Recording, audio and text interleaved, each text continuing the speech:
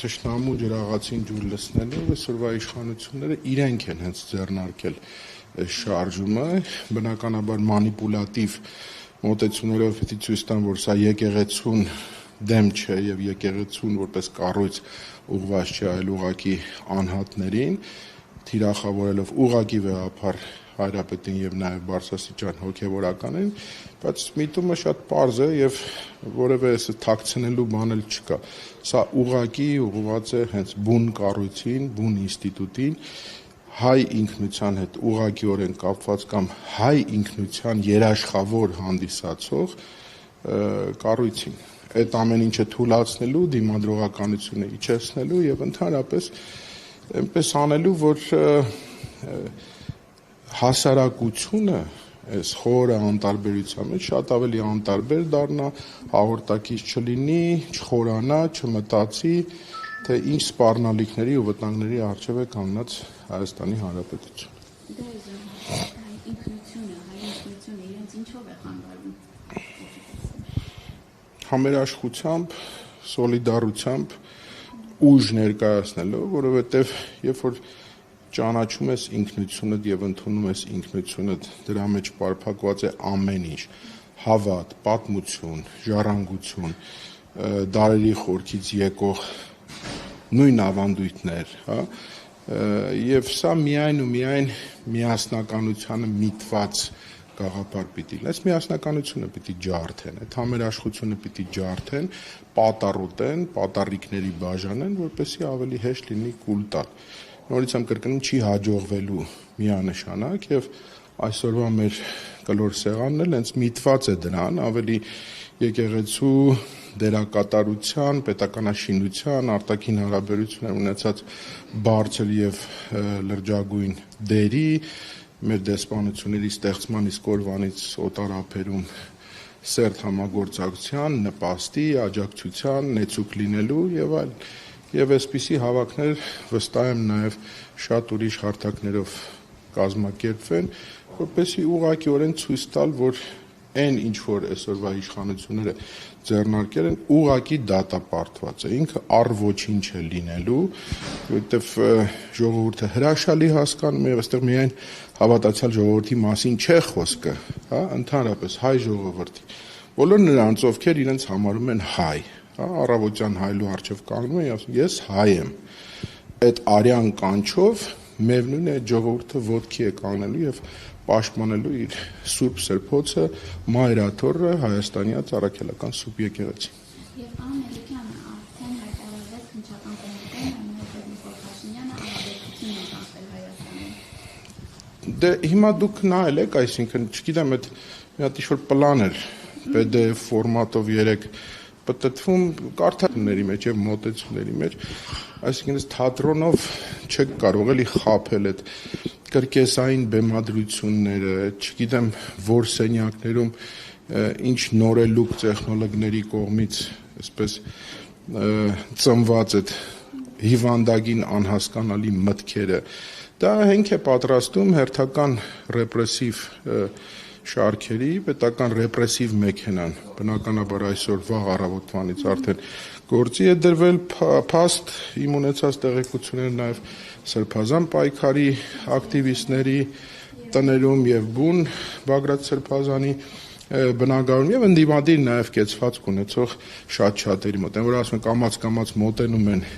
տարբեր մարդկանց տներին, անելու են այդ բանը, հիմք էլ պետք դրա համար, որպեսզի արևմուտքին էլ փորձեն խաբել, այսպես շղարշի նման, թե ոչ թե սա ռեպրեսիա է, ոչ թե իրավունքից դուրս է, այլ ընդհանրապես հեղաշրջումը կանգնեցնելու փորձ, որպեսզի Հայաստանը վեր պահվի ինչ որ հեղափոխական եւ հեղաշրջման փորձերից։ Իրենք ինչով էին զբաղված 18 թվականին, այդ ամեն ինչը մենք տեսել ենք եւ գիտենք։ Այդ նույնը նաև տեղի է քանի առաջ Նիկոլ Փաշինյանը Անկարա եւ Դուբայում հանդիպան ոստիկանական ուժերը պատել են ամբողջ ազգային ժողովը, կառավարությունը ինչի համար է սարվում ինքը իր սեփական ժողովրդից պաշտպանում։ Միանշանակ սա առաջին հերթին իշխանության այս նույն վարչախմբի ղեկավարի վախերի մասին է խոսում, հա։ Ինչքան ցածր պիտի լինես, որ կարողանաս այդ մեջի ցասումը ուղղված քո իսկ ժողովրդին։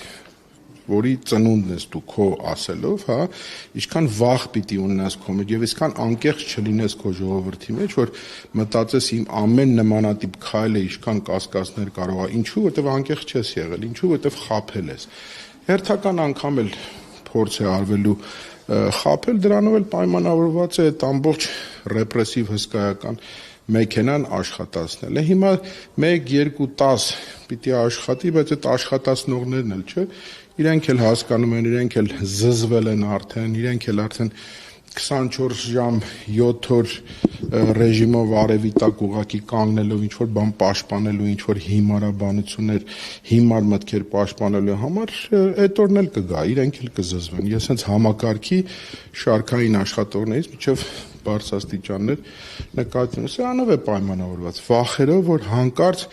իրենց պատկերացմամբ Աստված չանի, ժողովուրդը հասկանա եւ ժողովուրդը ոտքի կանգնի։ Իսկ այս ժողովուրդը, որ ոտքի է կանգնում, ցունամիի նման սրբում տանում է եւ որևէ խտրականություն չի դնելու, ինքը դա շատ լավ գիտի եւ ինքը հրաշալի գիտի նաեւ այդ հրապարակի ուժը ինչ է իրենից ներկայացնում։ Սամվել Կարապետյանի պաշտպանություն եկեղեցու կանգնել է, բայց նա ընկալում է այնպես, որ զարթում է իշխանությունը։ Դե սա ծիծաղելի է, այսինքն այդ իմաստով նորից ու նորից գալով այդ վախերին, հա, Սամվել Կարապետյանի նման այդ տրամաչափի մարդը, որ առաջին հայացքից թվում էր, թե ինչ է եղել, որ ինքը բավականին հաջողակ գործարար է եւ հրաշալի կարող էր իր կյանքը այսպես շատ ու շատ հազարավոր տնց ունենք, չէ, գործարարներ, բերանները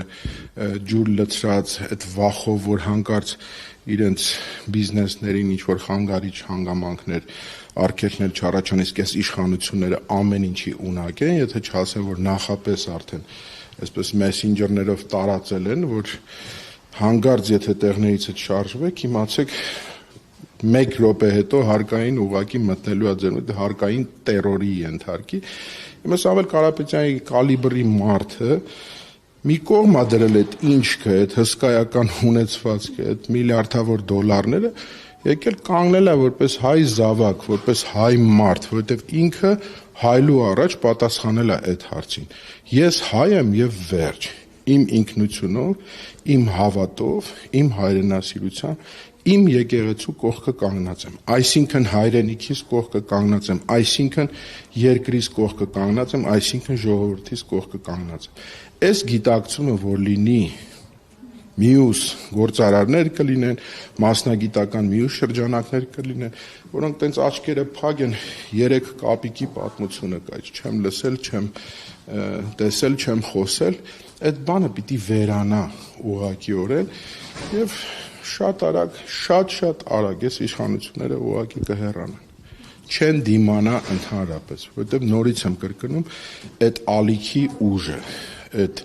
մրկահողմ կասեք, ցունամի կասեք եւ այլն, իրանք հրաշալի են ճանաչում։ Դա համար փորձում են ամեն ինչը շատ արագ, սաղմնային, բջիջային նույնիսկ վիճակում խեղդել, որ ինքը հանկարծ չմեծանա եւ չընդարձակվի։